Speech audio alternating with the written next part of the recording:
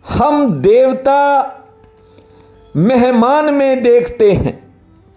पुराने लोग समझते थे कि आज हमारे घर कोई भोजन करने नहीं आया, लगता है आज नारायण भगवान नाराज हैं। ऐसा लोग सोचते थे। लेकिन आज तो कोई मेहमान आ जाए, सिर में दर्द शुरू होने लगता है। क्यों आ गया ये, सोचते हैं कब जाएगा।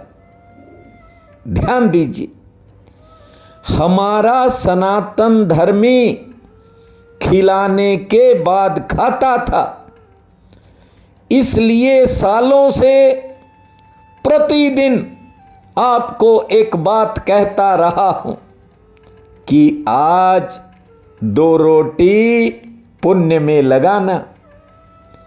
इतना ही नहीं, सही सनातन धर्मी तो स्वयं भूखा रहकर अपनी थाली दूसरे को परोस देता था। लेकिन वर्तमान समय में छीनने की संस्कृति का ज्यादा बोलबाला है। देने की बात तो लोगों के दिमाग से ही निकलती जा रही है। धर्मराज युधिष्ठिर प्रतिदिन 10,000 साधु ब्राह्मणों को भोजन खिलाने के बाद ही स्वयं भोजन करते थे। जब पांडवों को वनवास मिला 12 वर्ष का, पहले दिन थी, पहले दिन की बात है, वन में जा रहे थे। अचानक युधिष्ठिर की आंखों से आंसू निकल पड़े। भीमसेन ने पूछा, भाई यदि आप इस प्रकार करोगे तो कैसे काम चलेगा। भीम कहता है, यदि हम पहले संभल जाते तो कम से कम हमें ये दिन ना देखने पड़ते।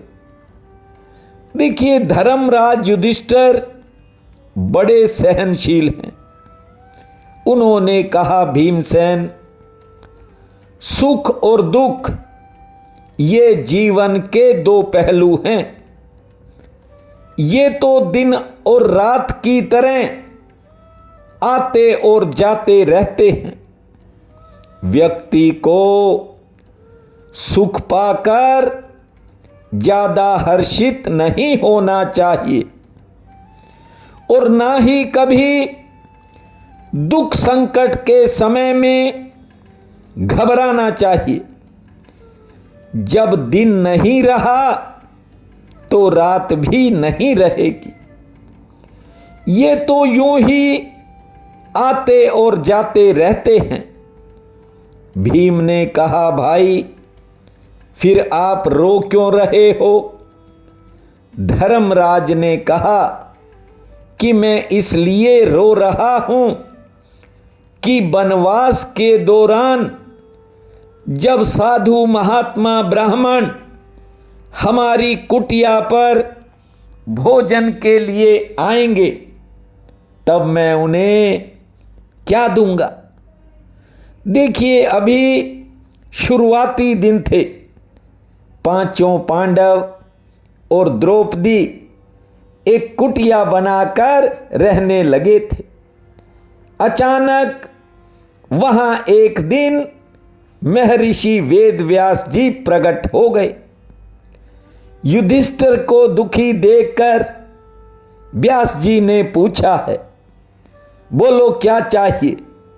युधिष्ठिर ने कहा, हमने 12 वर्ष इस वन में रहना है और मैं चाहता हूं कि हमारी कुटिया पर आने वाला कोई साधु, कोई ब्राह्मण भूखा ना लौटे।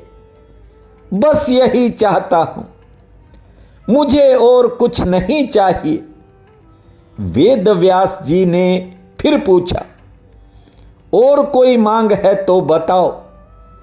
धर्मराज ने कहा, नहीं, हमारी तो एक ही मांग है कि हमारी अतिथि सेवा चलती रहे।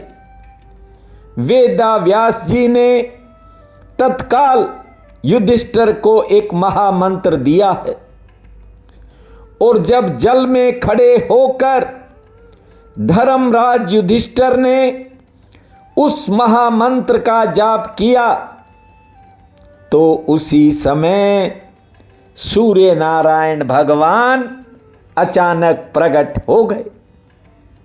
पूछा, कहो क्या चाहिए? युधिष्ठिर ने कहा कि हमें 12 वर्ष का वनवास मिला है। हम चाहते हैं कि इस दौरान हमारी अतिथि सेवा की परंपरा लगातार चलती रहे।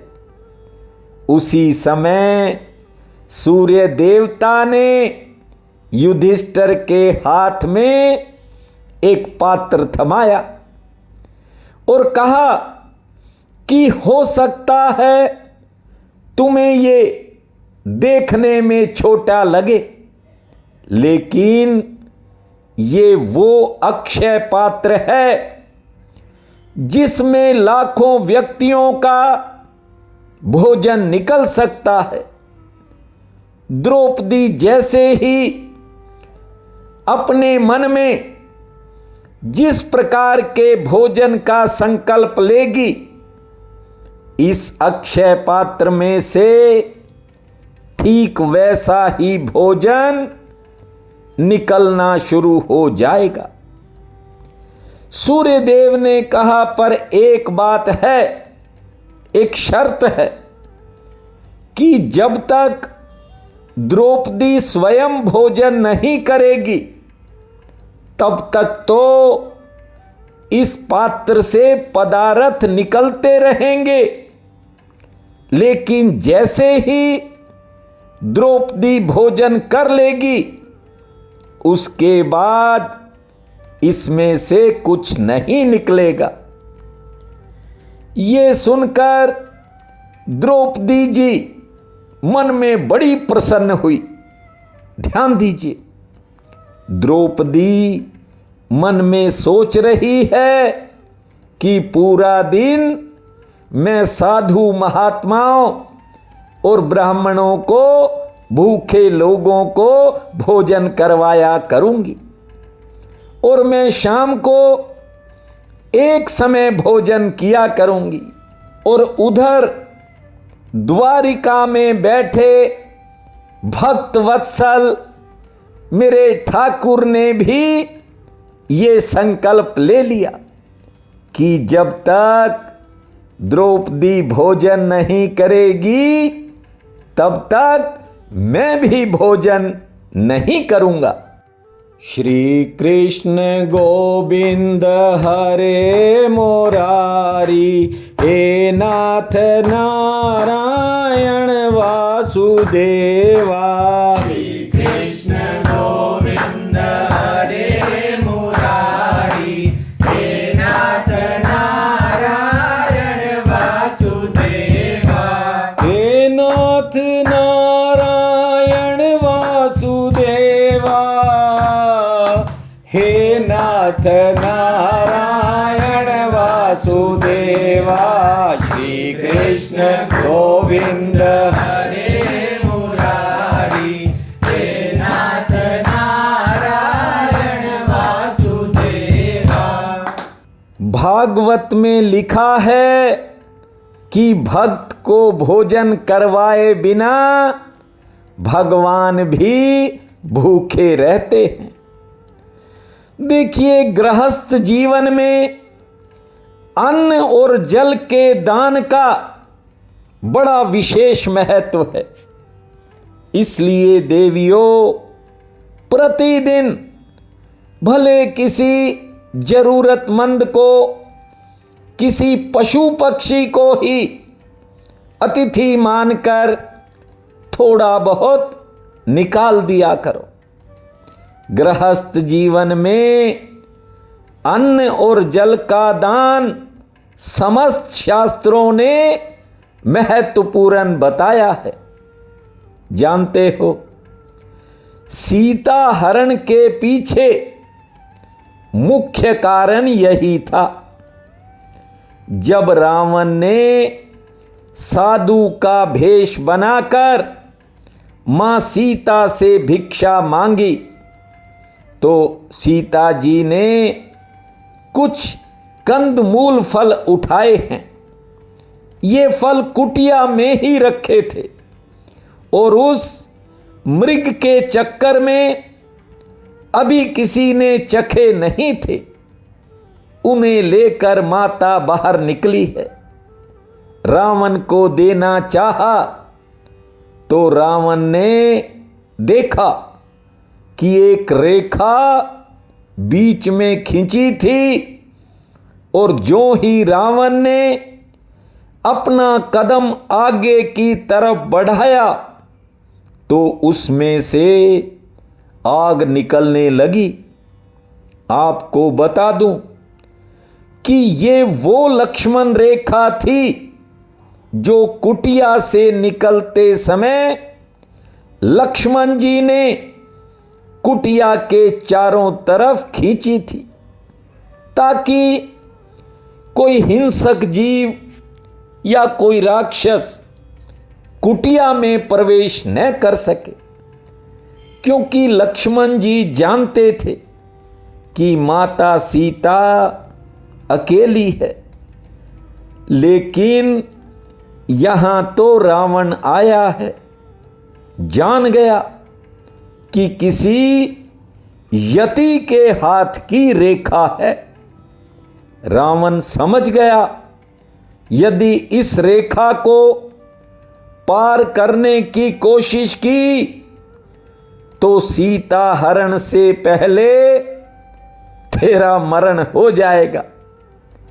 इसलिए रावण ने कहा कि देवी, यदि आपने भिक्षा देनी है तो इस रेखा के बाहर आना होगा। उधर माता सीता ने सोचा कि साधु भूखा लौट गया तो गृहस्थ धर्म का ठीक से पालन नहीं होगा।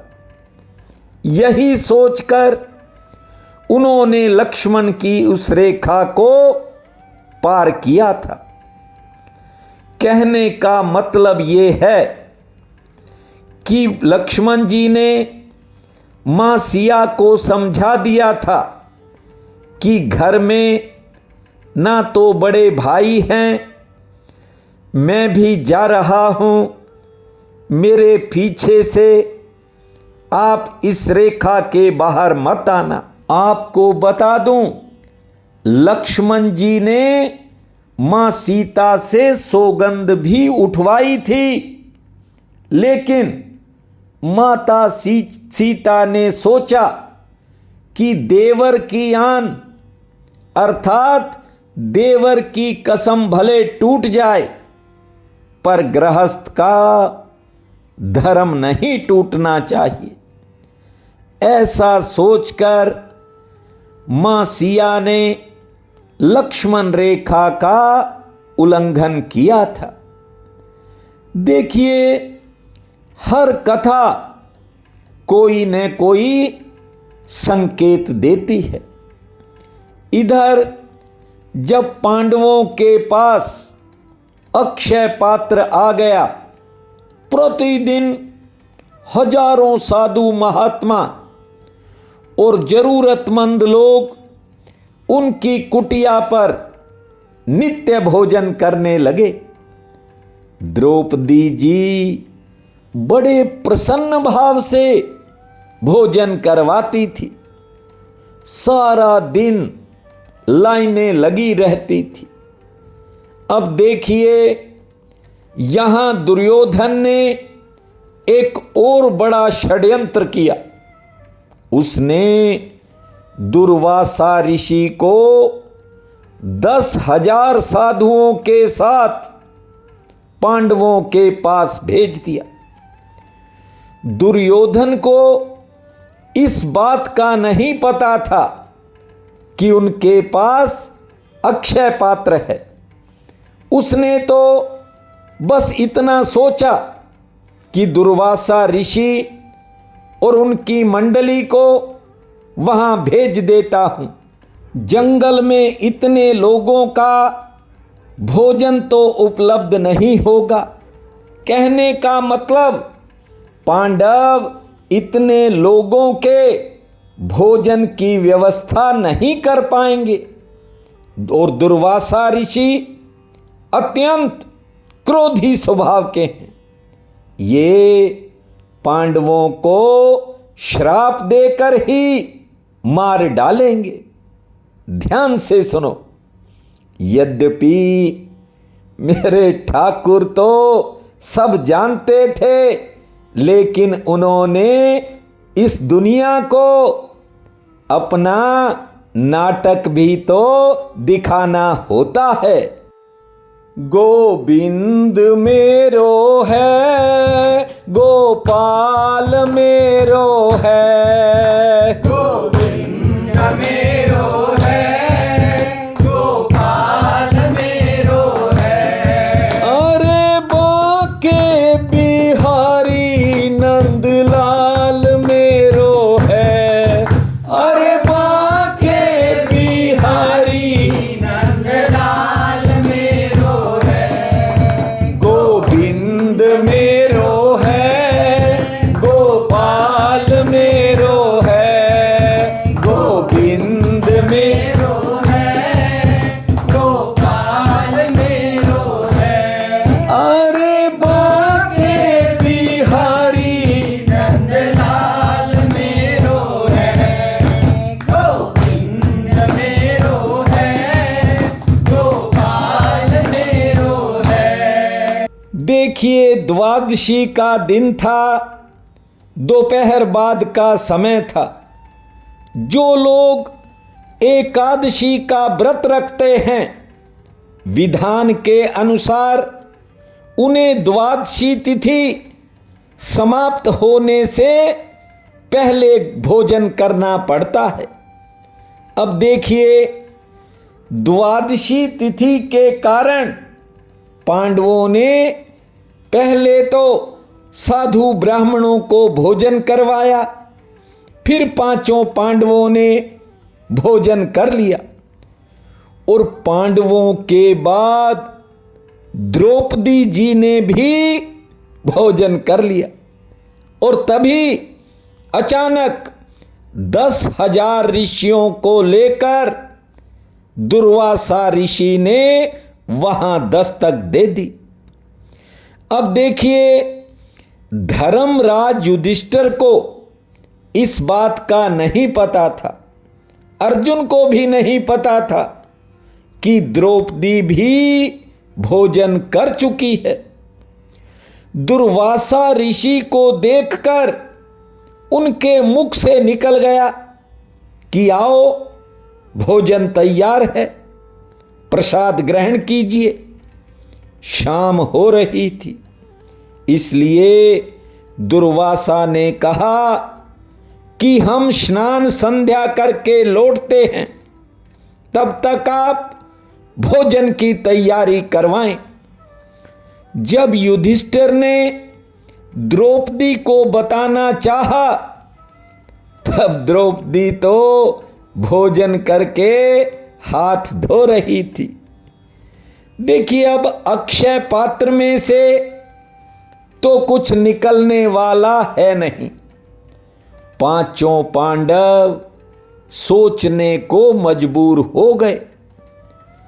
उन्होंने सोचा कि इतनी जल्दी इस वन में 10,000 लोगों के भोजन की व्यवस्था तो कर नहीं पाएंगे, और दुर्वासा ऋषि के श्राप से मरने की बजाय खुद मरने में ही अपनी भलाई है। पांडवों ने लकड़ियों की चिता तैयार कर ली और जलकर मरने के लिए तैयार हो गए। पांडव ये बात अच्छी तरह समझते थे कि निमंत्रण देकर किसी के लिए ना करना ये क्षत्रियों के लिए बड़ा पाप है।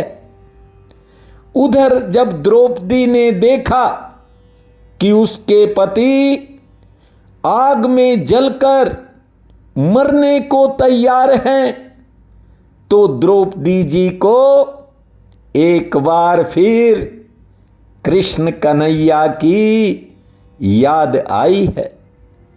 द्रौपदी जानती थी कि इस परिस्थिति से ठाकुर ही उन्हें बाहर निकाल सकते हैं। देखिए, सुख में तो हर कोई साथी होता है, किंतु जब कभी भाग्यवश संकट का समय आता है तो अपने भी दूर खड़े हो जाते हैं। खड़े हो जाएं तो भी कोई बात नहीं, तमाशा देखने लगते हैं अपने ही लोग। संकट में केवल भगवान ही साथ देता है। साथी संगी सब तज गए, ध्यान देना, साथी संगी सब तज गए, कोई न भयो साथ, कह नानक हर विपत्ति में एक टेक रघुनाथ। राम राम भूमा श्री राम नाम भूमा। आज द्रौपदी भगवान को पुकार रही है, हे दीनानाथ, हे दीनदयाल, हे मुरली मनोहर, मेरे ठाकुर, आपने भरी सभा में मेरी लाज को बचाया था, आज मेरे पतियों को बचा लो। और उधर भगवान भी भोजन की थाली पर ही बैठे थे ठाकुर। पहला ग्रास ही हाथ में लिया था कि ग्रास हाथ से फिसलकर वापिस थाली में गिर गया। भगवान ने अंतर ध्यान होकर जब कारण को देखा तो सीधे द्रौपदी की कुटिया में प्रकट हो गए। द्रौपदी दौड़कर भगवान के चरणों से लिपट रही है। ठाकुर ने द्रौपदी के सिर पर हाथ फेरा है और कहा, द्रौपदी, ओ कृष्णा, भूख लगी है, मैं तो अभी भोजन करने ही बैठा था कि तुमने ऐसी पुकार लगाई कि हाथ का ग्रास भी मुख में जाने की बजाय थाली में ही गिर गया। ओ कृष्णा, दौड़कर आया हूं, बड़ी तेज भूख लगी है, बर्तन में जो भी हो बस जल्दी ले आओ। ठाकुर की बात को सुनकर द्रौपदी जोर जोर से रोने लग गई है, बिलख रही है। बोली, ठाकुर, खाने को ही कुछ होता तो आपको क्यों पुकारती? प्रभु, आपको लोग दुख में ही तो याद करते हैं। भगवान ने कहा, द्रौपदी, एक बार वो भोजन वाला बर्तन तो ले आओ, कुछ तो होगा उसमें।